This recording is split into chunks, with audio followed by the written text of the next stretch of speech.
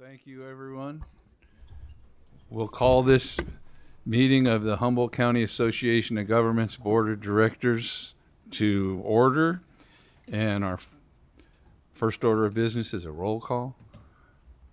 All right. Chair Johnson, Here.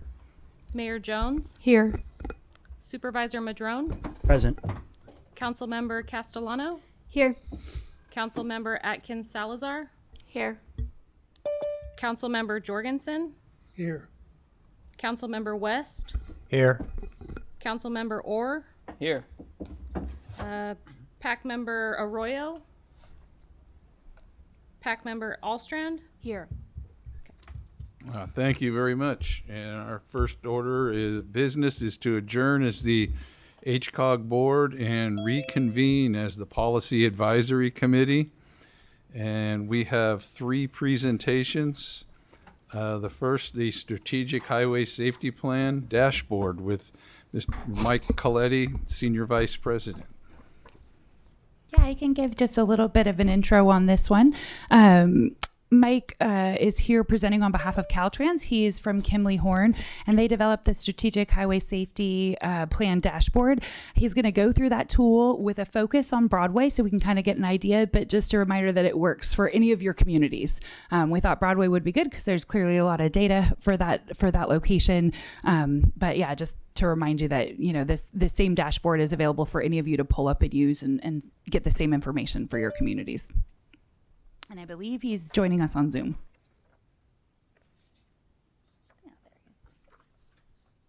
Yes, sound check. Can you hear me? Yes.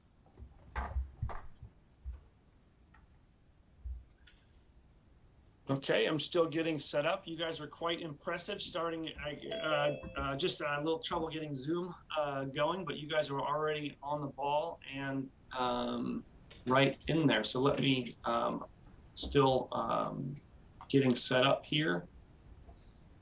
I had it open, but I had too many windows open at that time. But let me start from the beginning. Okay, so I will go ahead and share screen and see if that works.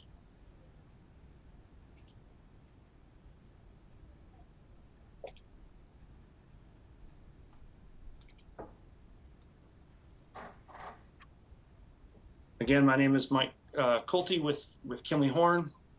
And yeah, we are really for the last 5 years, we've been supporting California on the Strategic Highway Safety Plan and developed this dashboard. And it was a big push by Caltrans. There was resistance in the past to have a publicly available dashboard and be sharing data and having a tool where Caltrans is actually kind of providing data in a specific format for folks, but it was a priority for the Caltrans Division of Safety Programs to really promote safety and the sharing of this data and that people can look at it and analyze it themselves. So it was a big push, and we are real excited and want more people to use it and come back with questions. So the formatting on my page is a little off right now. Let me just see the way it's zoomed up. Okay. But this is the page, and I don't know if it was. So we're not seeing it, Mike. We're seeing launch the Zoom. You've got another tab up there for the dashboard. It looks like you might need to click on that tab. Just to the left. Yeah. Oops. Yeah, I need to. There we go. Thank you. Now you should see it. Yeah, good.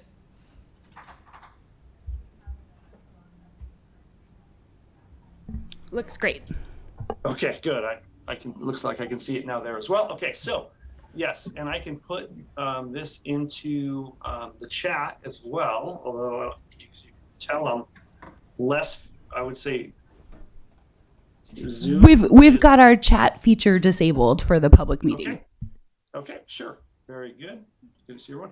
Okay, this can be provided either from there or I can follow up with this information, but this is publicly available from Caltrans website. Anyone can go on this and register. There is a little bit of a very quick registration process. You do have to go back and sign a few disclaimers, and pretty much this is just recognizing the fact that this is shared with all safety practitioners in the state but there are some restrictions on the use of the data for those purposes. So you go ahead and do that, sign up for your account, and it will process very quickly. You will be in, my understanding is that's generally just within a few minutes, and you have access into the account. And then you come here and you're able to click on both finalized data. Right now we're 2011 through 2020 and 2021 provisional data, and I'll show you the difference there. We are just received SWTR's finalized data through 2021, so in the next month at least we expect to have an update, basically that it would drop 2011 and add 2021, and then we'll have provisional data for 2022. One thing about this particular dashboard, it is set up to really make it fairly easy to go through and query through the data with the filters already set for you and for the state in support of the SHSP. There is a homepage with lots of information here about the dashboard. There also is a how-to guide as well as an instructional video in both English and Spanish that's available in small pieces, as well as just a few minutes to give you an overview of how to use the page and some information on how to download reports for your area. So there's a landing page with general information, but going right in to this information, you can go to a fatal data tab. And then I will say, and I apologize, I missed the very beginning of the intro, and I believe I heard a focus on Broadway, and I'm actually not familiar, and I must have missed if there was specifics on that. I was, if you want to provide me more direction, but I was planning to go through here and go to really just focus then on the county and go with that that data and show you the functionality. So if you just want to show it, and you can pick from any sort of any county information here,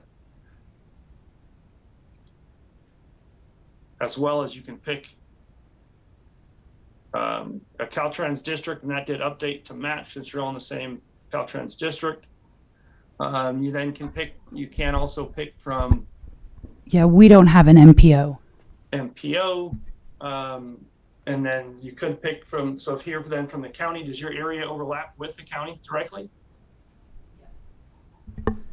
Yeah, yes, it does. Okay, so then as well, you can dive in and hit a particular city or unincorporated. Humboldt can also go down to. No. So those areas are in there for selection. And primarily, this is intended to be a tool that evaluates an area for your critical issues versus a real corridor-specific tool, even at an intersection level. Now, we can go through and show that it does do that, but the primary purpose of this is to look at, okay, how are things trending for, in this case, Humboldt County? And this, again, can be done for any of these areas. So you're able to see the fatality trend for the last 10 years. You can then look at serious injuries, and you can see how those have been increasing. Up top is the actual injuries. Bottom is serious injury crashes, so those are separated. And then you can go into the challenge areas still, that's carried over just for Humboldt County. You can go through and I guess just look at this first and say, okay, Humboldt County lane departures, out of this total number of fatal and serious injuries for 10 years, the highest number is lane departures. I'd say no surprise to anyone in this call, I'd expect, but you can also then pick and see, okay, impaired driving is next, and then aggressive and speeding based on the citation and the level of each. One other aspect of this, if you go and select lane departures from right here, it will then show you that lane departures, which was 734, but now these are the crossover for lane departures from the other areas. Of your lane departures at 734, 71 were young drivers, 175 were aggressive and speeding, and then 301 of your 734 lane departures did have impaired as a component. So you can kind of see that cross reference on this information. I'll come back to the location tab. The county tab shows crash rates.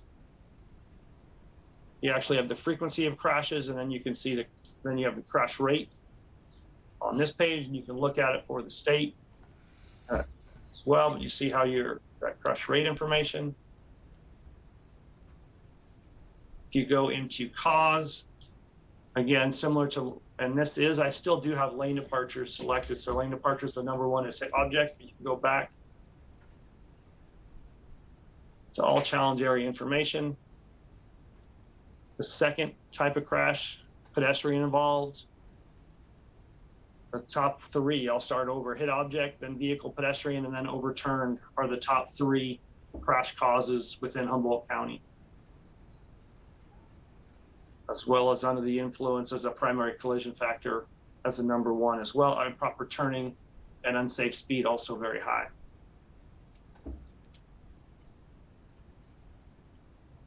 Next tab, you can go to crash conditions, get information for lighting, time of day, month, day of week, and then time of day. And then again, this is updatable for any particular challenge area, which is our breakout. Will highlight that. Again, this matches in with the SHSP. You have all challenge areas, aging, bicyclists, commercial vehicle, distracted driving, and this is distracted driving per the citation. This one in particular is very underrepresented in the crash data because it is very hard for an officer arriving on the scene at a fatal or serious injury crash to know exactly whether someone was distracted when they arrive after the fact. But then motorcyclists, driver's licensing, impaired intersections, and driver's licensing isn't necessarily intuitive, but that is someone that's involved in the fatal or serious injury crash that is not properly licensed, unlicensed, or not having the right license category, or suspended. And there's intersections, as well as impaired lane departures, occupant protection, pedestrians, speeding, aggressive driving, work zones, and young driver are how this can be filtered. I didn't mention that at first, but this is just fatal and serious injury. That is the focus of the SHSP, and that is the focus of the safe system approach to really hone in on fatal and serious injury. And so that was that's the focus of this tool or dashboard. You can go to party level. This does give you race information. This is from Switters. This is the party race. That's for the whole kind of vehicle and officer's assessment. So when you deal with FARS data, you get better race information because that actually is, NHTSA spends a lot of time and gets that for the actual victim. But right now we're pulling up the readily available for fatal and serious injury, the Switters party race information. We've done some other analyses that have looked specifically at the more detailed race information within FARS. And then there's also information to go into victim, male, female, age. I will say we do have filters on all the pages for victim, gender, party, race, state highway system or not, and tribal. And the notes will show you the tribal is for anything, any crash that's within 5-mile boundary of a tribal area. A lot of the tribal areas were small, and a lot of the influence of that tribe is in the surrounding roads. So it's decided to include that tribal filter those fatal and serious injury crashes that are in the area around the tribal boundary.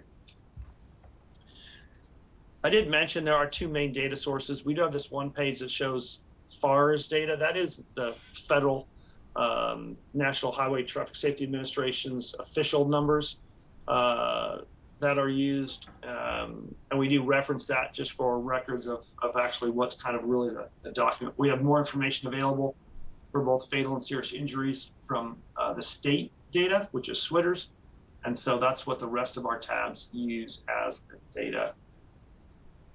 Going back to location, you are able to visualize that. We aren't able for it to do an automatic zoom in, but we still do have Humboldt County selected. So it's just showing that Humboldt County. So we can zoom in here. It does give you your total number of fatalities over that 10-year period, 247, as well as 889 serious injuries. And then this information is mapped. But again, the primary function so far on this dashboard, again, it is for jurisdictions to look at all of its, all of the crashes in the region and come up with a systemic kind of approach overall. There are other tools just for different areas that are more geared towards even kind of flipping a certain data and getting summaries just for a particular corridor level or an intersection. And this dashboard, though you can view those individual crashes, it does not have that much detail for an individual crash on the map. Let's see now. There are layers now. We just recently were able to get Tableau's information on the SB 535 equity related data, and you can turn off and on the crash layers, and we're looking at additional layers that can be added into this information. Let me zoom out to get to the equity layers. And maybe actually we need to go back to all the crashes to get that right now. But I'll stop now and see if there's any questions, or if there's something, even going back to that reference to Broadway, or something you'd like us to, like me to look at in particular. Thanks. Is there any questions for? We don't have any questions yet. This has all the same information that Switters has? Yes, it is using Switter's data for fatal and serious injury. We did pull in, I guess, the two additional data elements. Well, it's a couple different data elements we've added onto that. We have used additional data cleansing from TIMS, which is under UC Berkeley SafeTrack. They have gone through a program and really improved the geolocation of the crashes. We have found that the 10 years of data from Switters is really in the range of 50% properly geolocated. A lot of that has to do with the local allied agencies. Not CHP is pretty good at getting all of their stuff located, but some of the different law enforcement agencies throughout the state have not got their information correctly geocoded into Switters. But then Berkeley goes through a program and gets the geolocation based on the road and offset from an intersection. And so we have incorporated that. We think we're up to close to 97% geolocated information in this with that add-on from Switters. We also added that tribal layer and tribal filter, which is information again from UC Berkeley SafeTrack, which is kind of an add-on of filtering that data from Switters. And then we added the map of SB 535 equity related overlay information, but the base data is the same as Switters. Yeah. Yes. Okay. Thank you. No other questions? I think you've hit all the high points. Yeah. And again, we're available, and we definitely like people using it, and would be open to kind of if follow-up questions come down the road. I know it may be new to a lot of people, so really definitely appreciate the invitation and getting to share the tool, and would be open. But yes, feel free to ask questions in the future. All right, thank you very much. I can see the usefulness. Excellent. And now we come to our fiscal year 21-22 TDA fiscal and compliance audits with Mr. Keith Borges.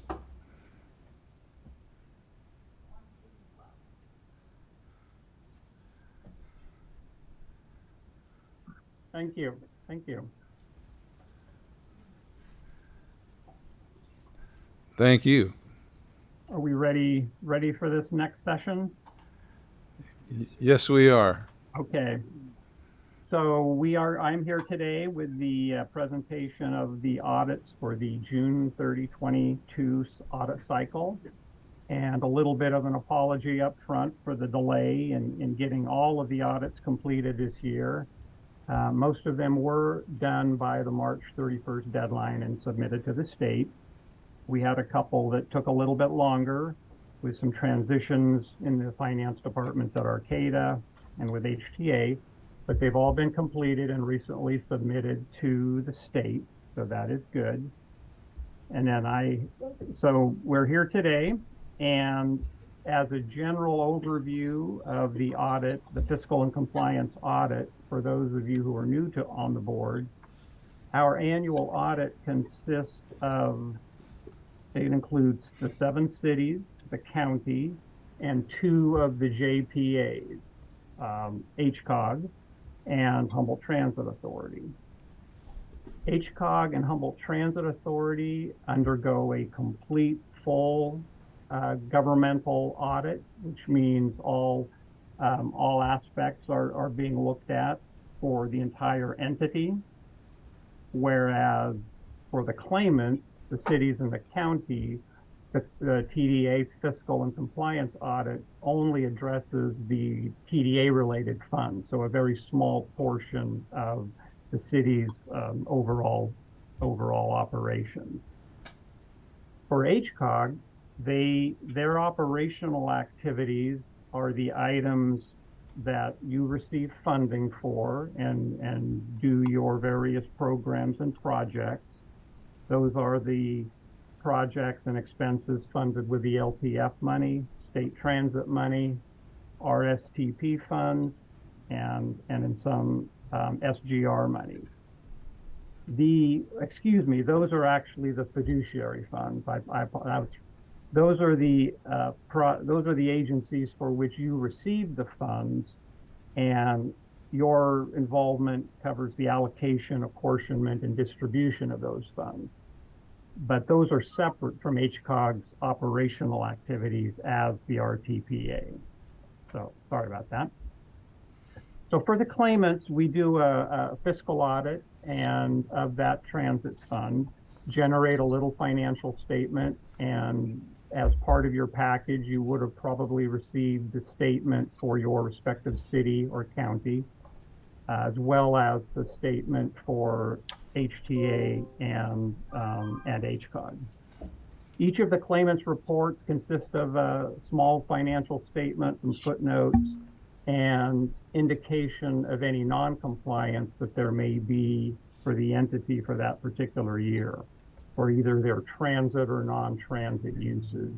Most of the claimants are using the funds for either solely for transit purposes or a combination of transit and or road-related purposes.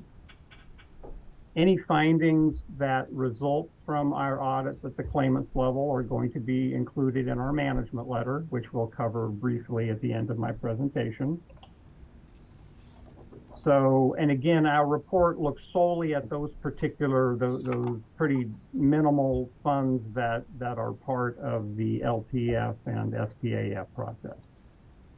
For HCOG, as the RTPA though, again, this is a full governmental audit, and it includes both their operational activities as well as those fiduciary funds that HCOG is responsible for overseeing. We're required to present the claim, the city or HCOG is required to make their presentation, two different sets of financial statements, one done on a government-wide basis, which is a full accrual accounting with recognition of all long-term liabilities, such as your GASB 68 pension liability and your OPEB retiree health insurance liabilities. And then we also present a presentation made under the fund accounting methodology, which is the methodology that the HCOG keeps its books on. So that's the more traditional governmental approach. But we're required to do that full accrual presentation as part of the government financial accounting requirements. The audit opinion for the year ended 6/30/22 was an unqualified opinion, which is good, which means that the books and records as audited fairly present the financial position of HCOG at June 30, 2022, as well as the results of its operating activities for the year then ended. Just a couple, the statements you have there, and if there are any questions about any of the particulars on them, I will be happy to answer them.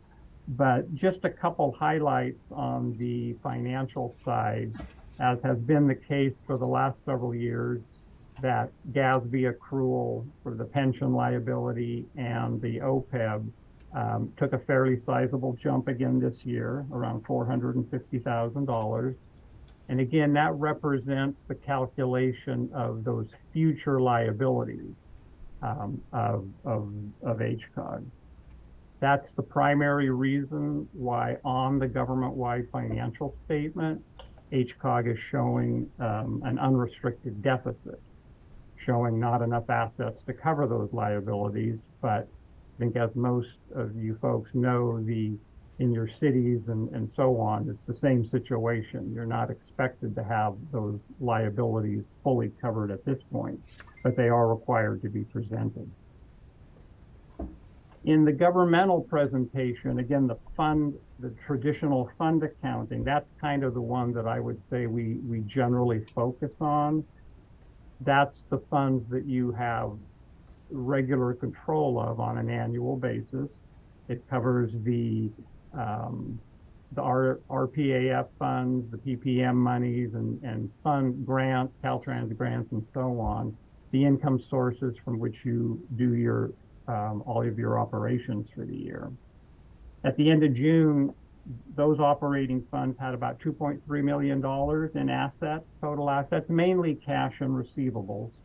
And the bulk of those assets were held by the SAFE fund. So on the operating statement this year, there was a small operating loss with the expenses exceeding the revenues by about $70,000.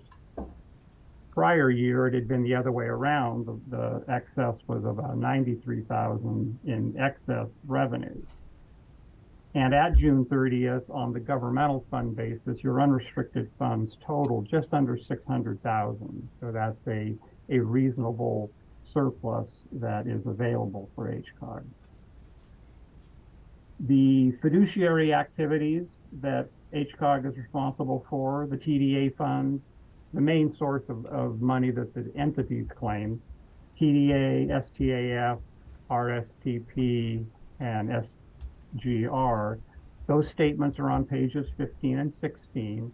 And primarily, again, that's going to be accounting for the funds that come in from the state and that are claimed and dispersed to the individual cities and counties. And it's at that level that they undergo their audit. We audit those funds at the claimant level. The basic audit report also includes a required management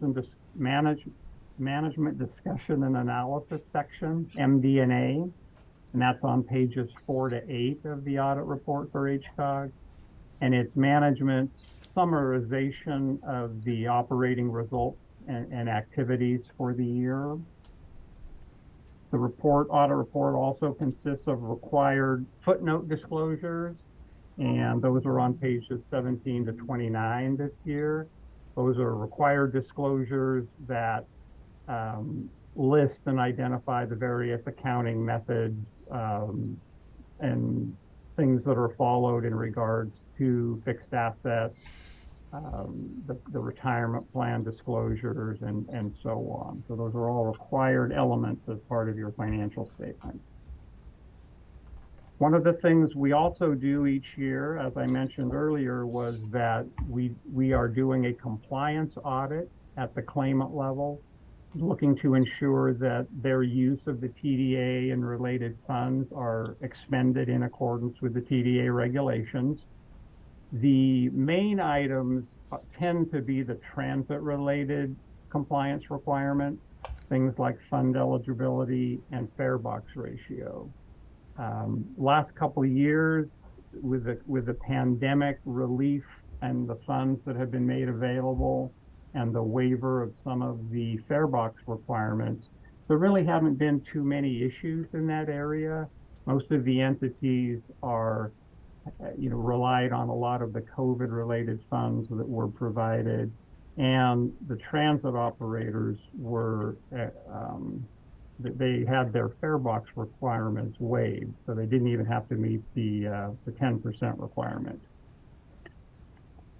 So our management letter is where we summarize any of those findings that happened in prior years or the current year.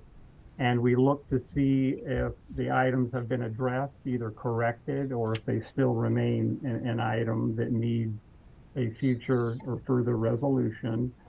The TDA fund eligibility findings that we've had in prior years, I believe, have all been addressed, or they should have been resolved in the current year's cycle of claims. So I think we're okay on those items. And there were no TDA eligibility findings in the current year, as I mentioned. The SAFE program has been an ongoing, there's been a recommendation, and it's in progress of having some enhancements or updating the SAFE plan. And I know that HCOG is in the midst of having contracted with someone, and there's quite a bit of SAFE projects in the works. So I think that one will probably be able to be eliminated going forward. We've had a finding at the city of Arcata in regards to the Greyhound bus program, and they've made some progress in terms of reducing the amount of funds that are being used to cover some of the excess costs for that Greyhound program. But there still is an accumulated surplus, and there still needs to be a plan in terms of how the city is going to address a long-term resolution to that finding. City of Fortuna had a couple fare box recovery findings for the last 2 years, not being able to meet that 10% requirement. But as I mentioned, due to the pandemic relief, that is not going to be an issue until I believe that comes back online back in the 2024 fiscal year. And lastly, just there has been the challenges of getting the audits completed, in the timely fashion that Caltrans would like to see them done by March 31st of every year. So again, they had the situation for last year, and also again during the current audit, of not being able to get them done completely, all of them done in a timely fashion. So that again it will continue to be something that we work towards. I think in the city of Arcata's case, with a new finance person coming on, I'm optimistic that will help us be able to get that audit done by the March 31st deadline, and HTA as well. HTA is just it's a big audit, and we're generally waiting for their external accountant to completely close their books before we're able to start the audit. And it just becomes a timing crunch, but we will be making renewed efforts to make sure that we get them all done by March 31st. So that's all I have to say to start with, and I'll happy to answer any questions about any particulars of any of the city's reports or the HCOG report or anything else. Thank you. That's very exhaustive, and Yeah, I know. Yeah, I know. I apologize. you cover, well, I don't mean it that way. I didn't mean exhausting. I meant it's very covers everything, and you a lot of detail, and you've taken that into consideration and done a good job with that. Is anybody have a question for? Well, we see no questions here, Keith, and then thank you very much.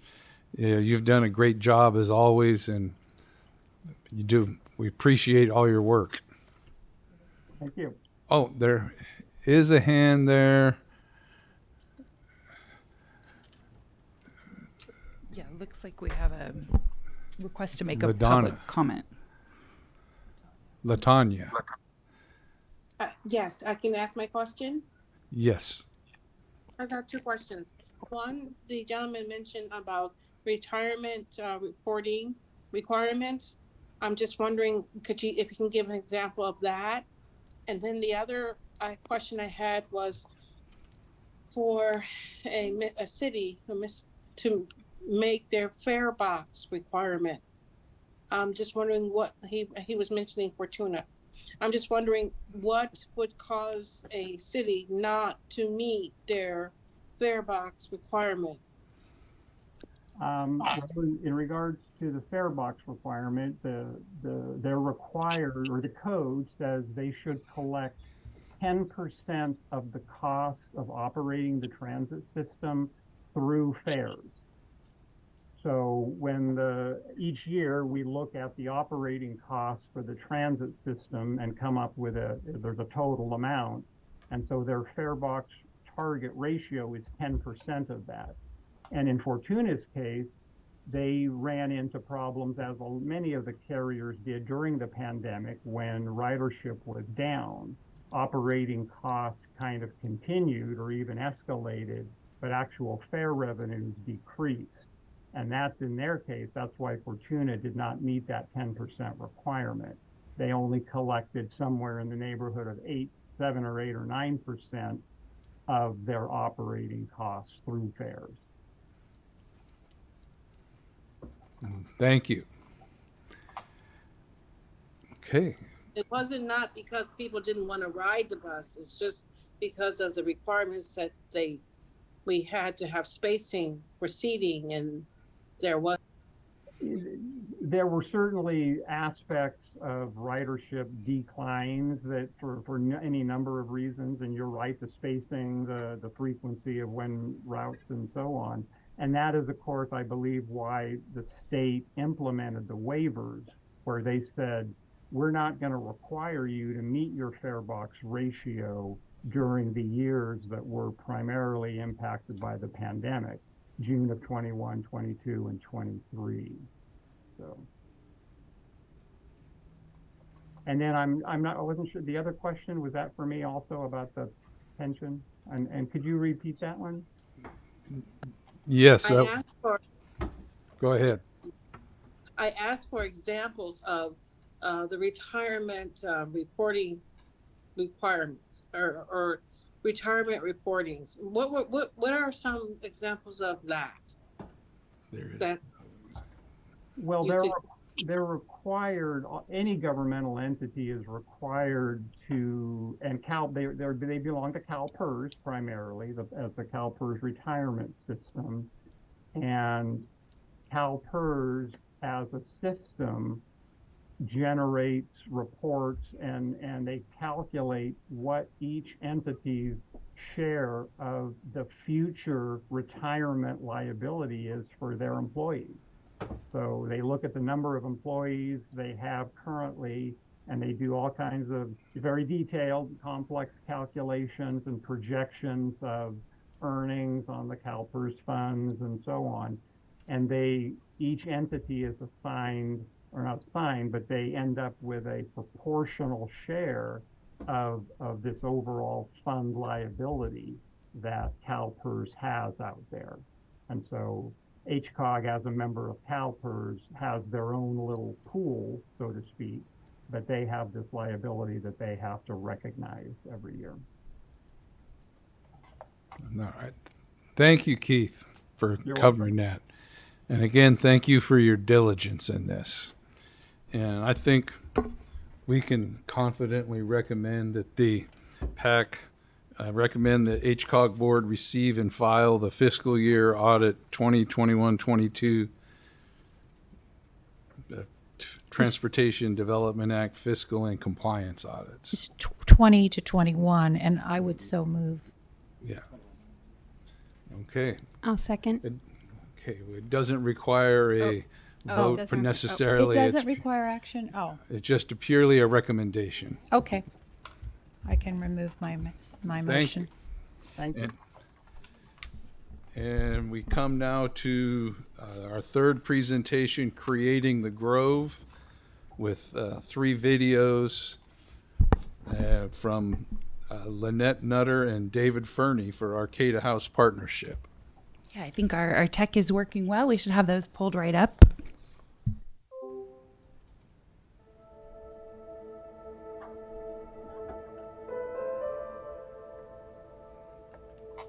The struggle from day to day, it's daunting. I never thought it was going to come to this. I felt like a failure. It was just me and my cat, and I just parked in an alley, and we're kind of isolated. You get depressed, you get sad, because you think nobody cares. It's hard for people to ask for help. You know, that's just the way it is.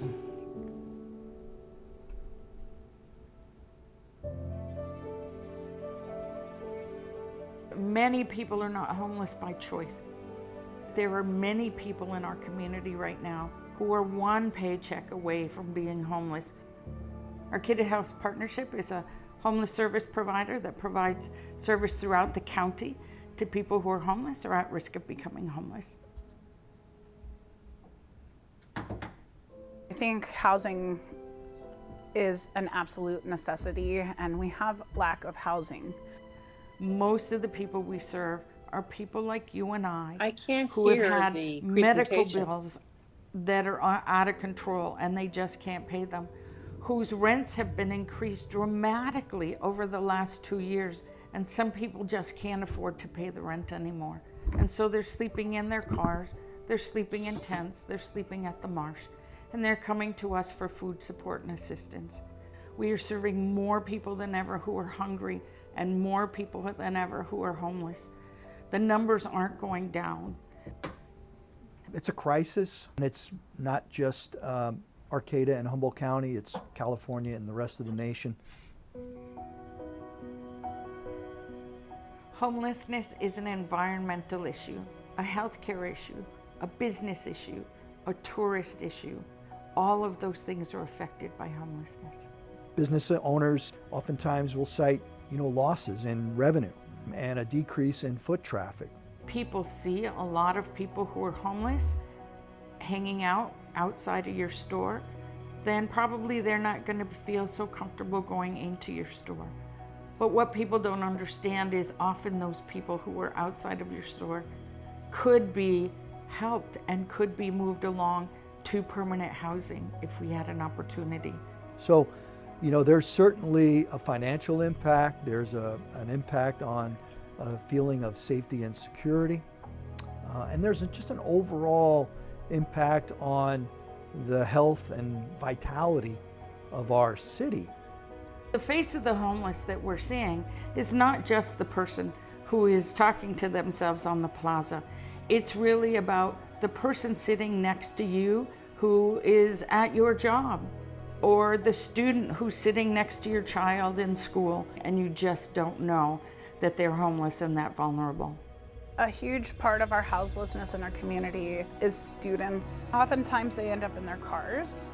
They end up couch surfing. I know when I was houseless and I was in my car, I looked like I was camping with my daughter. I've been homeless myself, and I understand what it feels like that comes with being homeless and not having a place to call your own. The average age of the person on the street is drastically increasing. First-time homelessness for people over 50, over 60, it's really mind-boggling. We couldn't afford the rent without a roommate, and we couldn't find the right roommate, so we lost the apartment. We ended up homeless. You struggle from day to day. You're not only worried about today, but you're worried about tomorrow and where you're going to go and where you're going to get that meal and if you're going to get that meal. Dumpster diving doesn't become apparent until you're homeless. You can't find a meal and then all of a sudden the dumpster looks good. And you think, wow, I never thought I'd ever do that. But you're there and you're doing it. It's not going to get any better unless we collectively make a decision to make it better. There's a tremendous amount of hope as we're facing people who have no hope. Arcata House Partnership has been fortunate to receive a grant for a Home Key 2 project. We're calling that the Grove. It's for a 60-unit apartment complex to provide permanent housing for people who are homeless. Homelessness can be cured. The solution to homelessness is housing.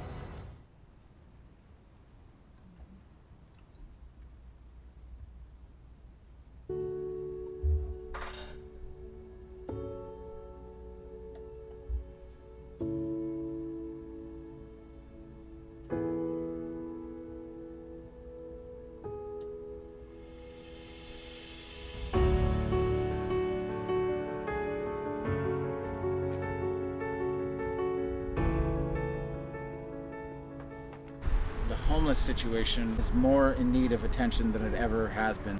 What are people doing? Well, they're working tirelessly. They're working 60 hours a week. They're trying to get things done.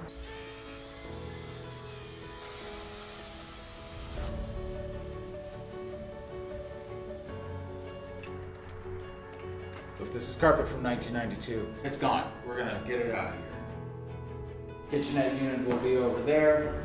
We'll have a kitchen, we'll have a bathroom, we'll have storage, they'll have a sofa chair, they'll have a full-size bed. Really trying to provide a clean living space for the tenants to move into.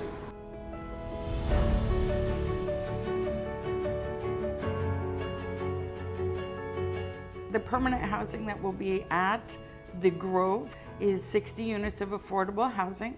To qualify, people have to be homeless and have to be low income. We are going to be prioritizing the most vulnerable citizens in our community. The people who are chronically homeless, the people who have disabilities and it's really dangerous for them to be sleeping outside, the people who haven't been homeless before and just don't know how to do it, like the 80-year-old woman who calls and says, I don't know how to be homeless. So we will be prioritizing those people and they will be offered an apartment first. It's permanent supportive housing. And it gives people the will to live because all they have left is the will to survive. You know, that's who we're housing, our survivors.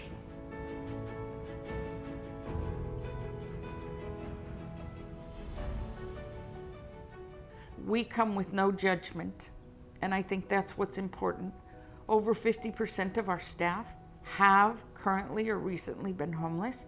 They have lived experience and they understand what it's like to be out there.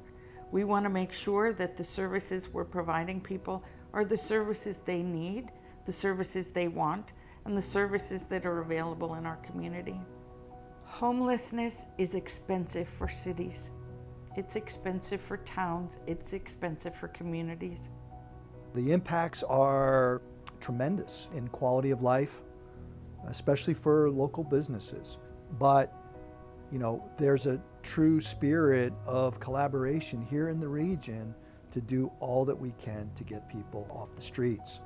We hope by providing housing for 60 people or 60 families that we will reduce the needs of the emergency rooms, the needs to call law enforcement, the needs to put people in jail who are homeless.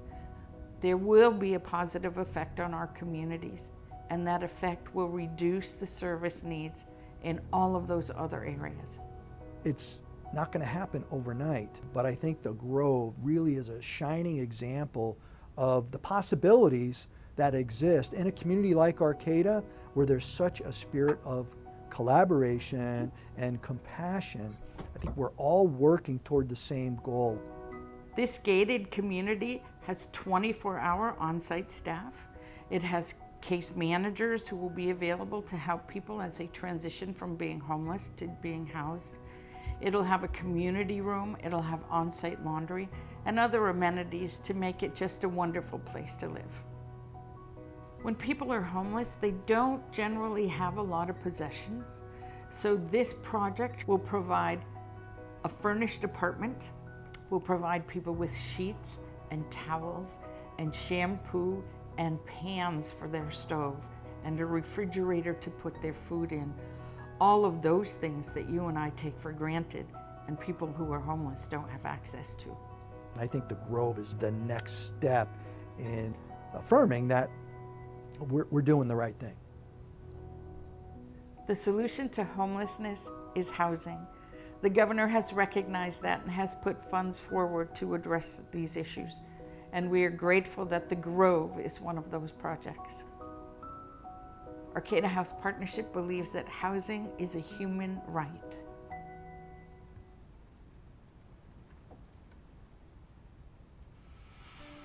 Welcome to the Grove. This 60-unit apartment complex will provide housing to people who are at the lowest levels of income and who are homeless. We are so honored to present to you the Grove. It means a lot. It means a great deal.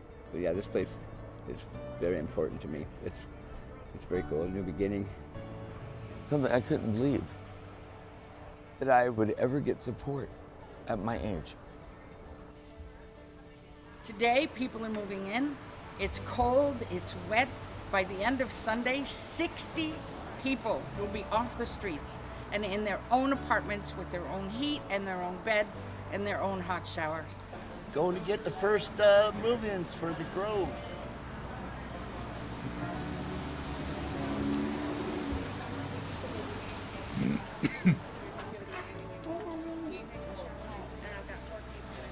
Check in the shower and then the dog, and then we have a little hot box to put people's items in, just to make sure there's no bugs or anything like that, and then get them into their room. Exciting day. It is exciting. The gamut of emotions will be seen, yes, felt, and demonstrated. Congratulations, we are so proud of you. Are you okay with this?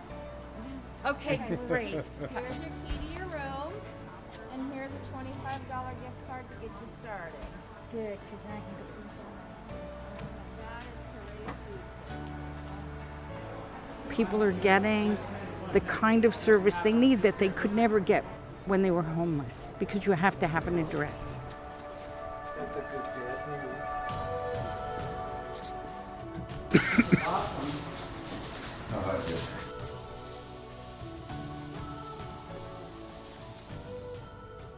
People are starting to take ownership here, and they're doing it in amazing ways. They're asking for a garden. They're asking for art supplies. They're being involved in community activities. They're getting mail at their address for the first time in years. I don't have to live in a shelter anymore. Now I'm thriving. I don't even, it's amazing. It's like a miracle. It's a miracle. The most magnificent part of being here is the individuals gave me an opportunity for me to sit and hear my own inner voice and my own heartbeat. I'm very grateful. This is a beautiful place to be. What I see the Grove doing for the residents is giving them a sense of belonging, a place to call their own. I can't be more proud. I am absolutely beside myself with joy. The day that people moved in, people were crying when we gave them their keys. People who haven't been housed in 40 years have a place to stay. I think 60 people at the Grove, those are 60 people every night who are not on the streets and the sidewalks in our immediate area. That is a huge benefit And I think any progress is good progress. But our work is far from over, and we need to continue to work alongside our community members, our business partners, our elected officials, and leaders from throughout the region. It's just amazing, really. The city stepped up in a lot of ways to help us get this done. I am so proud of our staff who have worked diligently over the last 4 weeks to get this project up and running. People didn't believe that we could do it. So thank you to all of our staff. Thank you to the community for your support. And most of all, thank you to all of the people who believed that they were going to have a great place to live tonight. I think the Grove is the next step in affirming that we're doing the right thing. Housing is the first step. We're housing first. Then we connect people with services, and we help people to build a new, healthy community, one that's going to sustain them in their long-term housing goals.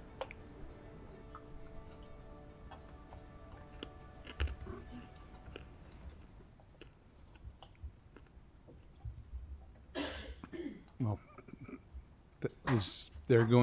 are anyone going to be able to answer questions or? I can take questions. This is part of our multimedia catalog through the REAP program. So this was funded with REAP funds. We watched a video a couple months ago. This is another one. I think we have one more video coming. We are working right now to come up with a day where we can kind of do a community viewing of all of the products. There's also a comic book that is finished, but we need to reproduce it at quite a few copies.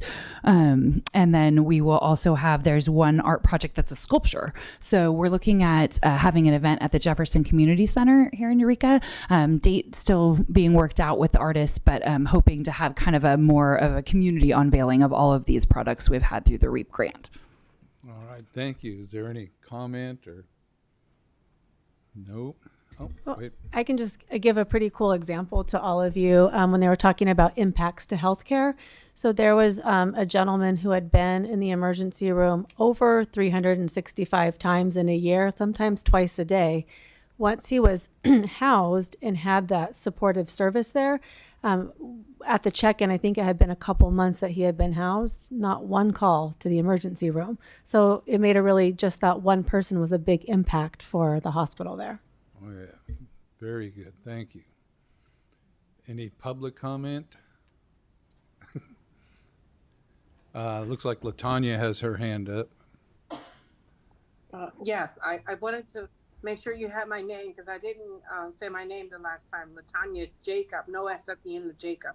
And my question was for Arcata House.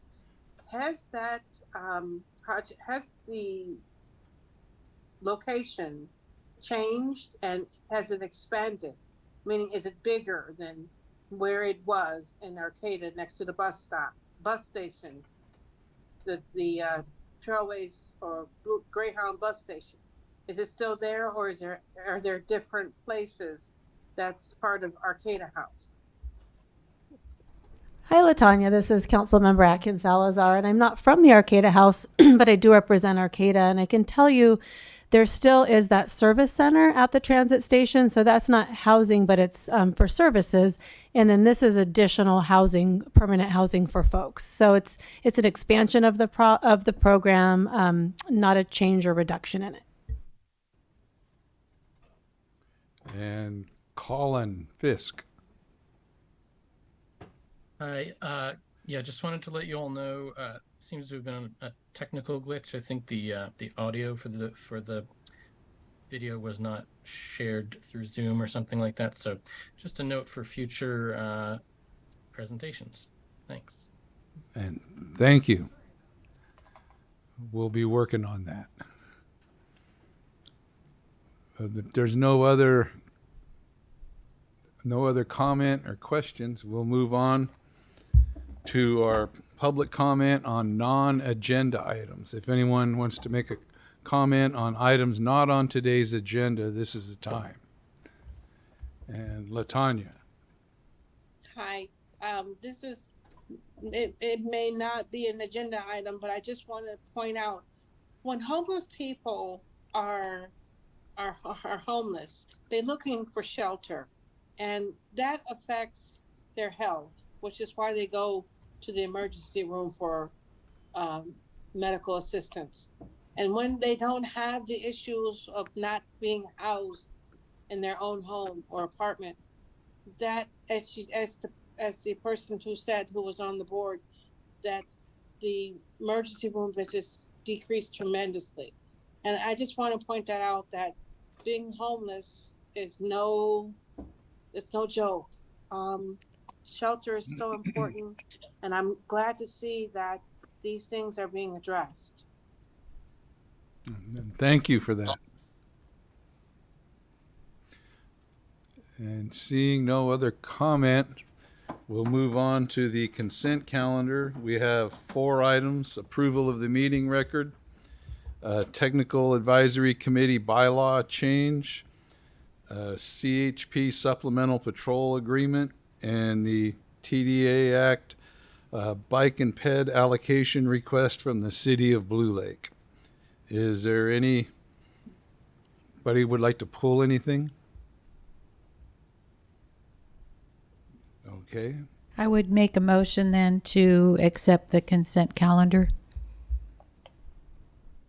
Second. We have a motion and a second. All in favor? Aye. Opposed? Yeah, should we open it up to the public? Oh, yes, we forgot public comment. Any public comment on the consent calendar items? See none. We'll revote. All in favor? Aye. Opposed? Well, thank you. That's passed. We move now to, there are no action items. There's no informational items at this time.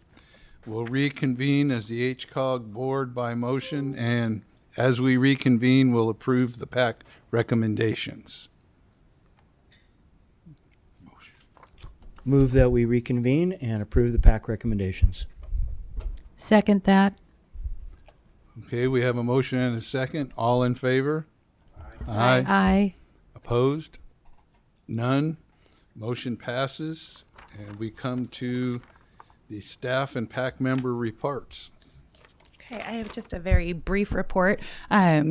A couple weeks ago, we had the Dan Burden visit. Dan Burden is a national treasure, walkability expert. He went to many of our communities. He was in town for about 4 days. This was a huge success. I think it was probably the most well-attended HCOG event ever. We had one meeting at the Wharfinger. There were at least 80 people there. And I think there were 100 people that turned out for the Arcata walk audit to actually walk around in Arcata with him. Also good turnouts in McKinleyville and Blue Lake, Eureka as well. So yeah, he made it to quite a few of our communities. Just huge success. Really got to give Una on staff, our senior planner, Una Smith, great credit for that. She did a phenomenal job organizing his visit, crammed as much as humanly possible into those 4 days. And just really a lot of people enjoyed the time. All of his slide decks are up on our website. We're waiting for the videos are still coming to us from Access Humboldt. So those would be posted as soon as we can get them up, but the slide decks are there. So take a look if you're interested. Last board meeting, we had a request for a road charge update, gas tax update. We're going to have the project manager for that here in September for the board meeting. So we'll get a formal update at that time. And then also another request was for an update on the Annie and Mary Trail. And so we're also working on that for a future board meeting with the city of Arcata and Caltrans able to give us some updates on that. And then that is it. The other thing I just mentioned is we did do the agenda a little bit differently with the links built in. So if you have any feedback on that, feel free to shoot me an email or give me a call. So far it's been positive feedback, but if you have any thoughts or suggested changes, we're happy to take comments on that. And that's it for me.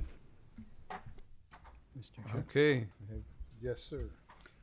I'm glad we're going to get the updated new road tax approach coming back to us. Could we also agendize a letter that could come from HCOG requesting that the state consider increased support for local roads? you know, if we had that prepared in advance, we could consider that and send that. I don't know if that's premature or not. We've had the presentation, and I think we know that local roads are desperate for funding, whether it's counties or cities. Yes, I'd be happy to bring that back. Thank you. And that's always necessary. Speak up. Any other questions or comments? Well, we'll go back to our PAC member reports and Tasha. Hi, yeah, we have Jeff Pimentel on the line. Jeff, are you available to give your update? I am. Can you guys hear me all right? Yes. Okay, perfect. So I just wanted to come this evening and give an update on the Indianola Undercrossing construction project. So if it's okay, I will share my screen. I just have some photos to show here while I speak. So just give me a moment. Can everyone see that photo? Yep. Okay, great. So we're well underway with the Indianola Undercrossing project. Everyone noticed K-rail has been put in place. Lanes, for the most part, are still in their existing location, with most all of our construction work right now currently occurring on the east side of the highway. So as I've mentioned in previous HCOG board meetings, as we've navigated the design and delivery of this project, we're using a very unique construction method to construct this project in light of the extremely soft soils that we have out there, also known as just bay mud. And that's what's called a column supported embankment. Essentially, we will be installing a grid of concrete piles that will perform essentially what's called ground improvement and give the soil and surface that the structure and our embankments and our ramps that they'll be resting on really just more bearing capacity to be able to withstand the loads that are going to be on these areas of the land there. So we've begun installing those piles. We have 5 test piles installed, and those are just about cured. You'll notice in the photo there, that is the drill rig that installs these concrete piles. The piles are 16 inches in diameter, and they're on a grid spacing of approximately 8.5 feet on center. And the pile depths are anywhere between 40 and 90 feet, depending on the zone in which they're being installed. So the next step is, now that we have 5 test piles, I'll kind of cycle through some of the photos here. There you'll see a photo of the wonderful bay mud coming out of that boring, that black soil coming out of there. Here's some work of it being done at night. And then finally, that is one of the 5 test piles installed. So the next step will be to test the integrity of the 5 test piles that have been installed. That testing is expected to occur within the next 24 to 48 hours. It will begin.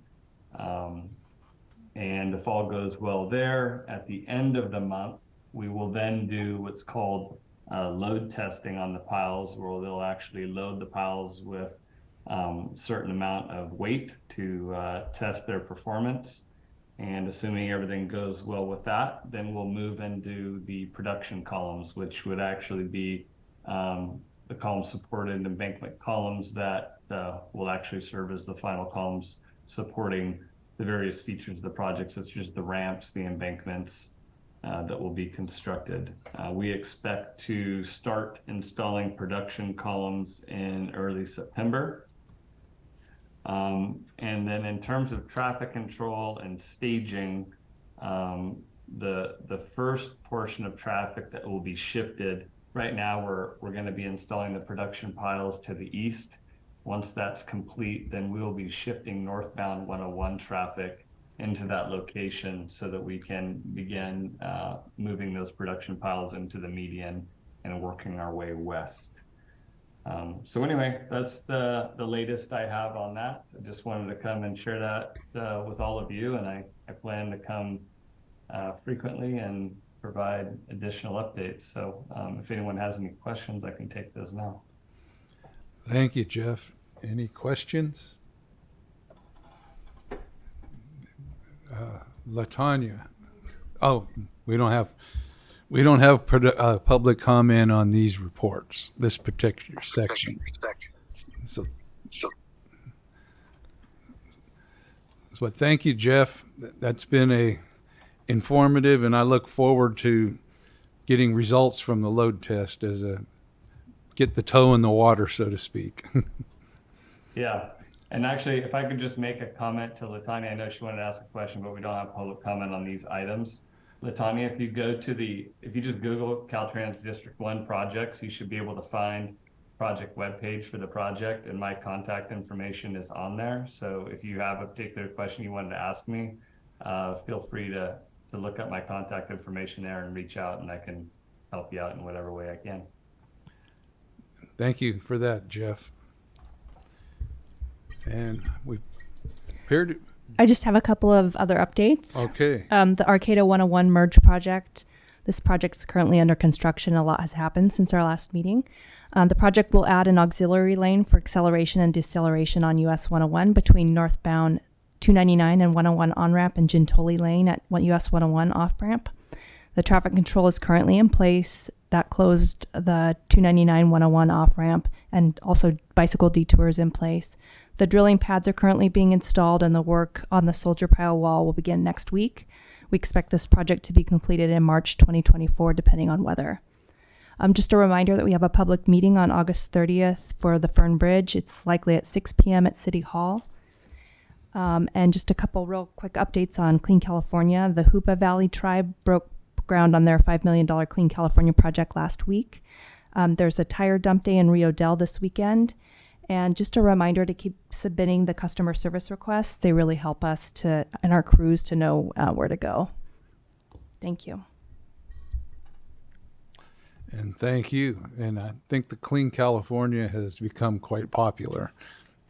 And so that's a good thing. And they do great work too.